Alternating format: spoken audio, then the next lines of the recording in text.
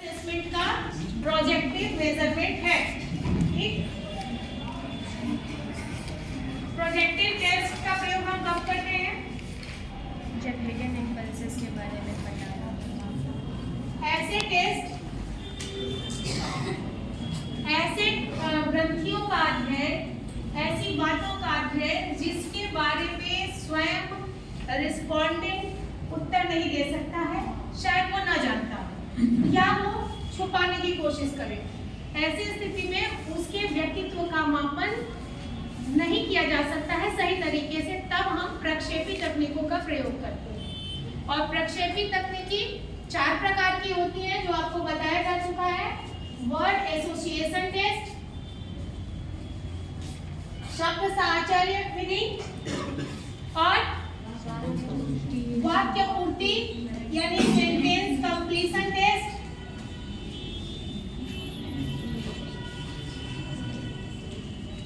तीसरा इन्वेंटरीज,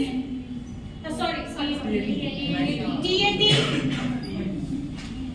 यानी थीमेटिक ए perception test और चौथा रोरशाक इंक ब्लॉट टेस्ट।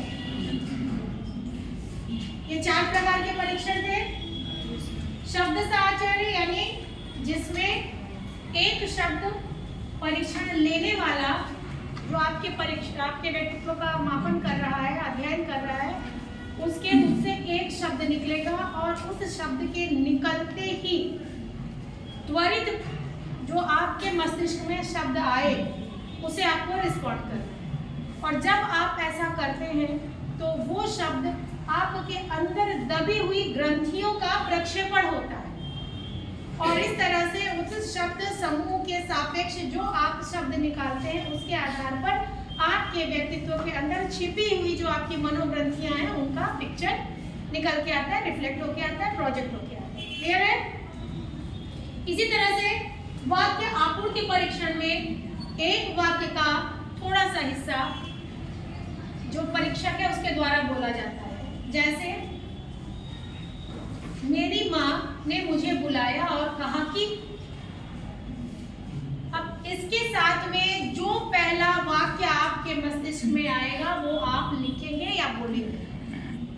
ज्यादातर जो प्रतिक्रिया है वो बोलने के रूप में ली जाती है, क्योंकि जब व्यक्ति लिखता है तो उसमें अपने रिस्पॉन्स को मैनिपुलेट कर देने की, उसको बना लेने की, बिगाड़ लेने की एक प्रवृत्ति होती है।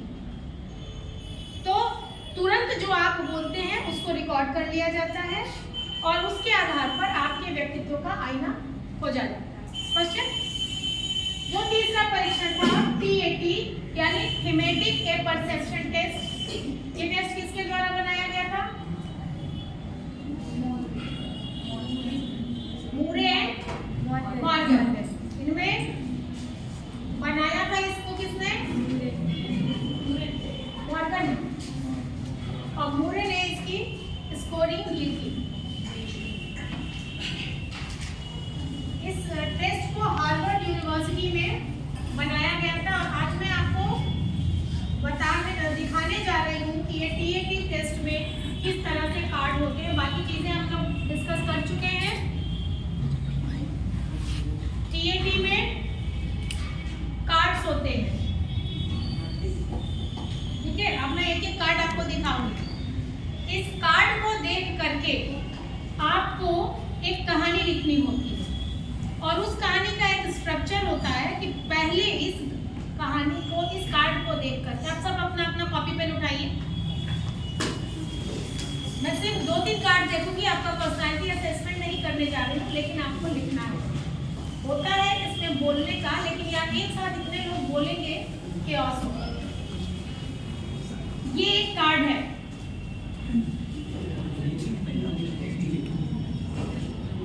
ये टीएटी का कार्ड। ये है कार्ड नंबर 2। इस कार्ड के पीछे नंबर लिखा हुआ है 2। इस कार्ड को देखिए, ये इकलौता कार्ड है जिसमें एक व्यक्ति के अलावा भी इसमें अन्य व्यक्तियों को दिखाया गया है। ये वो कार्ड है जो सोशल बिहेवियर से रिलेटेड ग्रंथियों का अध्ययन करता है। इस 3 को देख लिया? नहीं देखा है? दिखाई दिया सभी को? अच्छी से देख रहा है? नहीं दिख रहा है? ये कार्ड मैंने आपको जो पीपीटी शेयर किया है उसमें भी है। ये कार्ड में यहाँ एक महिला है, पीछे खेती का कार्य शायद हो रहा है, यहाँ भी एक महिला है और इसमें एक यहाँ पुरुष है, एक घोड़ा है। देखिए इसमें जानवर का भी दिया दिखाया गया है, ये देखिए आप इसमें। ये एक सैंपल दे रहे हैं किस तरह से आपको दिया गया और कहा जाएगा कि आप कहानी लिखिए। मैं दूसरा कार्ड दिखा रही हूँ। ये कार्ड है, ये कार्ड केवल लड़कों के ऊपर, मेल मेंबर्स के ऊपर प्रशासित किया जाता है। ये है कार्ड नंबर 3 और इसके पीछे यहाँ लिखा हुआ है 3 के बगल में BM लिखा है, यानी मैंने बताया था बॉयज एंड मेल। तो ये कार्ड है और इस कार्ड की जो कहानी है वो केवल लड़के लिखते हैं। अब उसमें उन्हें क्या दिखाई दे रहा है, ये स्थिति आने के पहले क्या हुआ होगा और इस स्थिति के बाद क्या होगा, यानी हर कहानी के 3 पक्ष होते हैं और आपको वो कहानी लिखनी है। दिख रहा है? इसमें सिर्फ 2 लिखा था, यानी ये सबके लिए।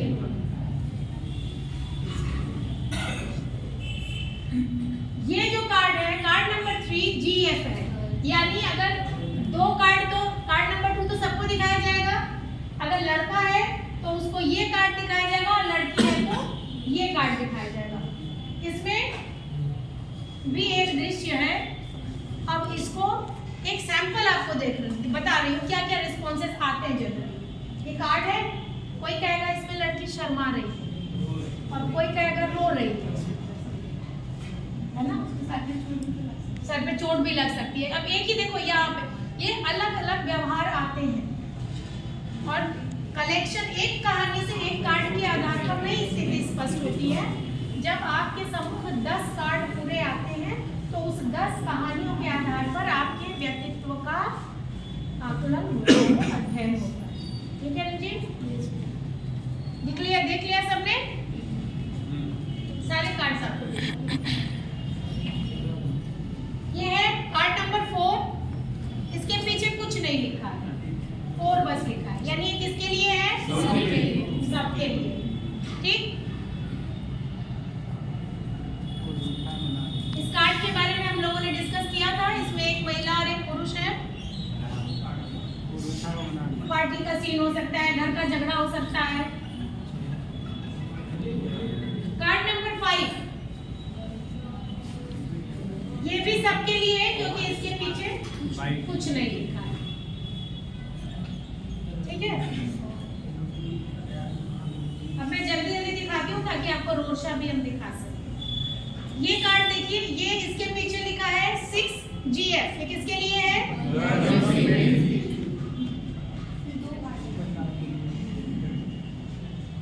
ये 6, ये कार्ड है 6GF और ये कार्ड है 6BF। देखिए पीछे लिखा हुआ। ठीक है, देख लिया? ये है card number 7 for BN, for boys and male.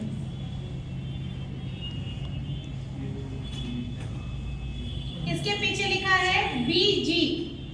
इसके लिए होगा boys and girls. Boys and girls लिखा है, मतलब बच्चों के लिए है, बड़ों के लिए नहीं है।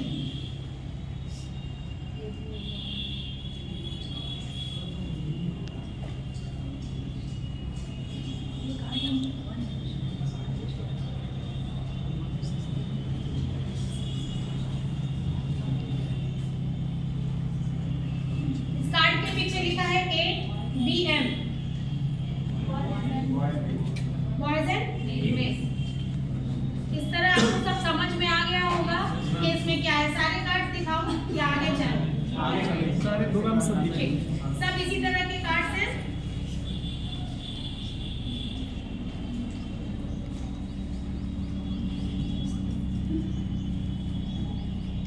अब आपको कभी भूलेगा नहीं है ना, आपको अभी फर्स्ट सेमेस्टर के एग्जाम में भी अगर पर्सनैलिटी आता है तो आप लिख पाएंगे। ये दूसरा टेस्ट है रोशा कार्ड का, और इस कार्ड में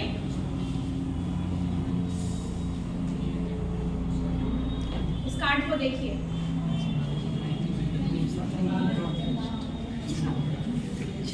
अपने मन में रखो कि क्या है। ये ऐसे एक झटके से नहीं है, लेकिन इस कार्ड में ये इंक स्टाइल के धब्बे हैं। अब इसमें परीक्षण के समय अलग अलग लोगों ने अलग अलग परीक्षण किया है। मैं एक रैंडम पूछती हूँ, आप बताएंगे। तुम बताओ आलोक, क्या दिखा तुम्हें इस कार्ड में? ईगल्स बीक, ईगल का चोंच। ईगल का चोंच। तुम्हें क्या दिखा? जिसमें गर्ल दिख रही है, उसमें हाथों को पकड़ा ठीक, तुम्हें क्या दिखा पीछे? हाँ, तुम्ही को कह रही थी। मुझे गोल्फ का चित्र। अब आपको समझ में आ रहा है? अलग अलग लोग हैं, किसी को ह्यूमन फिगर परसीव हुआ, किसी को एक पार्ट ऑफ एनिमल परसीव हुआ, और इनको पूरा का पूरा जानवर। 3 प्रकार की प्रतिक्रियाएं हैं, और इन तीनों प्रतिक्रियाओं को जो इसका मैनुअल है उसमें अलग अलग रूप से इसका इंटरप्रिटेशन दिया गया है। ये कैटेगरीज हैं उसमें। ये एक दूसरा कार्ड मैं दिखा रही हूँ आपको। इस कार्ड में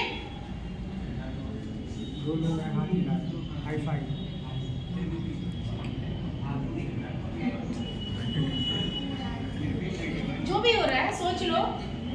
पल्लव बताओ क्या देखा? 2 हाथी हैं।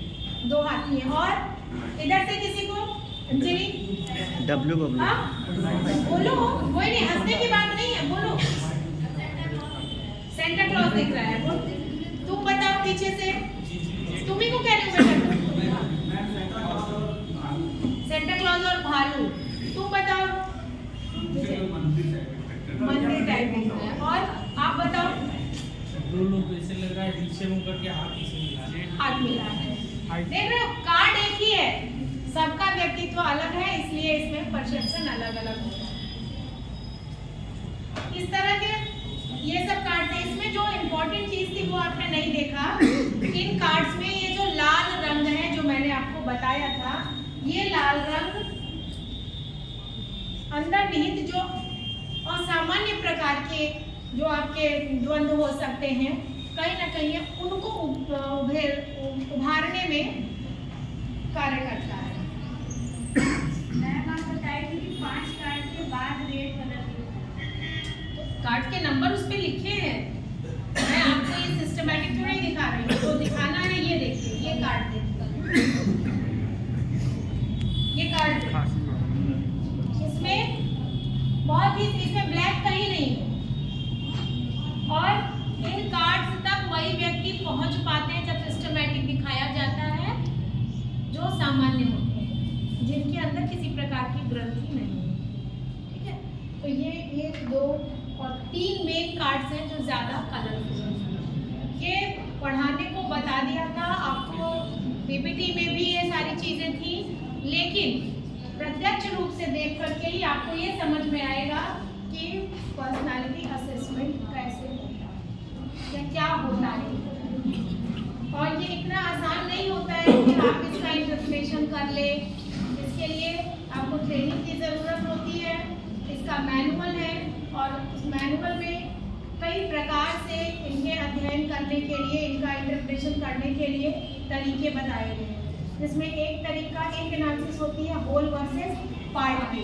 कुछ लोग कार्ड के ऊपर अंकित पूरे चित्र को संपूर्ण रूप में देखते हैं, कुछ लोग उसके पार्ट्स के रूप में देखते हैं। जब परसेप्शन करते हैं तो उसमें कुछ लोग ह्यूमन फिगर देखते हैं और कुछ लोग एनिमल फिगर देखते हैं। कुछ लोग नेचर की चीज़ें देखते हैं, उसमें बटरफ्लाई देखते हैं, इवन एनिमल्स भी अगर देखते हैं तो कुछ लोग डोमेस्टिक एनिमल देखते हैं, कुछ लोग वाइल्ड एनिमल देखते हैं।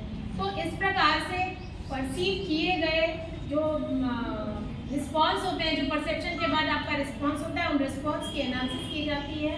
और उसके बाद मैनुअल में 2 प्रकार से, दोनों ही मैनुअल में 2 प्रकार के इंटरप्रिटेशंस दिए रहते हैं, नॉर्म्स के बेसिस पे और जो डिफरेंट है, जो पेक्यूलियर टाइप के होते हैं, इनके आधार पर व्यक्तित्व का आकलन। स्पष्ट है?